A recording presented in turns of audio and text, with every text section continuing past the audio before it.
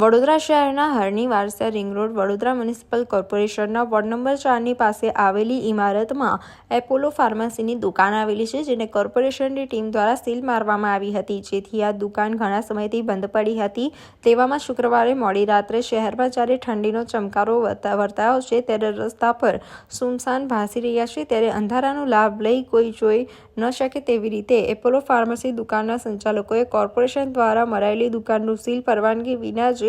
ખોલી નાખ્યો અને દુકાનમાંથી સરસામાન પણ સગેવગે કરવામાં આવ્યો। આ દરમિયાન આ કારસા અંગેની માહિતી વડોદરા શહેર યુથ કોંગ્રેસના કાર્યકારી પ્રમુખ પવન ગુપ્તાને થઈ અને તેઓ ત્વરિત એપોલો ફાર્મસીની દુકાન પર દોડી ગયા। તેઓએ કયા કારણોથી અને કોની પરવાનગીથી કોર્પોરેશને મારેલું સીલ ખોલી નાખ્યું અને સામાન કોને પૂછી બહાર કાઢી રહ્યો છો તેમ જણાવ્યું, ત્યારે સામાન કાર્ડના વ્યક્તિઓ દ્વારા કોઈ પરવાનગી લીધી ન હતી અને મેહુલ નામના કોર્પોરેશનના કોઈ અધિકારી દ્વારા મૌખિક રીતે આ સામાન સગો વગેરે કરવા જણાવ્યું હોવાથી કેફિયત વર્ણવી હતી, જેથી વડોદરા શહેર યુથ કોંગ્રેસના કાર્યકારી પ્રમુખ પવન ગુપ્તાએ સામાન સગે વગે કરવાની કાર્યવાહી અટકાવી કોર્પોરેશન દ્વારા કરવામાં આવેલી આ બેદરકારી સામે આક્રોશ વ્યક્ત કર્યો હતો।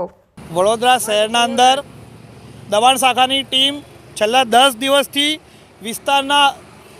વડોદરા શહેરના જુદા જુદા વિસ્તારોમાં જઈને ગેરકાનૂની દબાણો દૂર કરવાનું કામ કરી રહ્યું છે। ખૂબ જ સારું કામ છે, પરંતુ એ જ દબાણ શાખાની ટીમ અને એ જ કોર્પોરેશનના નાક નીચે આજથી 2 મહિના પહેલાં હરણી વારસિયા રિંગ રોડ પર વોર્ડ નંબર 4ની કચેરી, જે પૂર્વ ઝોનની કચેરી પણ કહેવાય છે, એની બાજુમાં એક એપોલો ફાર્મસી નામની દુકાન અને એક બિલ્ડિંગ આવેલી છે, જેને ઇલીગલ હોવાના કારણે કોર્પોરેશન દ્વારા સીલ મારવામાં આવ્યું હતું। ત્યારે આ સીલ મારેલી જગ્યાને પાછલા 24 કલાક દરમિયાન દુકાન માલિકે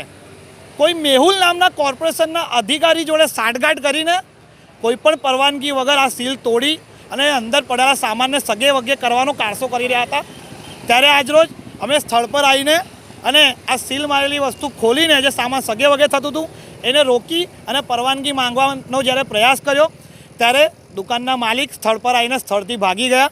એમણે કોઈ મેહુલ નામના અધિકારીનું નામ લીધું, એ મેહુલ નામના અધિકારી જે તક આવ્યા નથી। અમે લેખિતમાં પરવાનગી માંગી છે, પરવાનગી બી એમના પાસે નથી। જો કોર્પોરેશન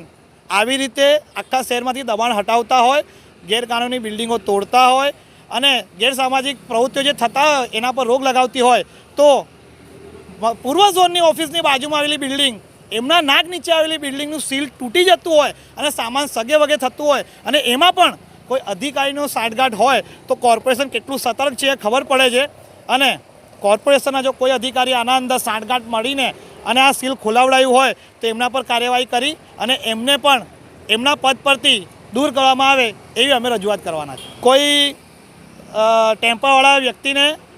આ કામ સોંપવામાં આવ્યું હતું કે એમને મજૂરો રોકીને અને આ સામાન અહીંથી ઉપાડવાનો છે।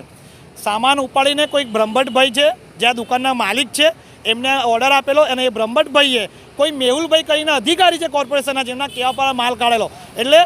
ટૂંકમાં એવું કહેવાય કે કોર્પોરેશનના અધિકારી અને દુકાનદાર વચ્ચે કંઈ લેતી દેતી થઈ અને કંઈક બારોબાર વહીવટ થયો, જે વહીવટના આધારે આ સામાન સગે વગે કરવાનું ચાલુ થયું હતું। આજે બપોરથી આ સામાન સગે વગે કરવાનું કામ ચાલુ છે। અમારી નજર પડી ત્યારે અમે રોકીને અમે ફક્ત પરવાનગી જ માંગી કે તમારા કને પરમિશન હોય તો બતાવો અને સીલ મારેલી જગ્યા છે તો સામાન લઈ જાઓ, પણ એમના કને પરવાનગી નથી અને ફક્ત મૌખિક રીતે વાત થઈ હોય ને અમે લઈ જતા હોય એવી ગોલ વાત કરવામાં આવી। ત્યાં જ અમને ખબર પડી ગઈ કે આ કોર્પોરેશનના દ્વારા લેતી દેતી થઈને મિલીભગતથી આ સામાન કાઢવાનો પ્રયાસ થઈ રહ્યો છે।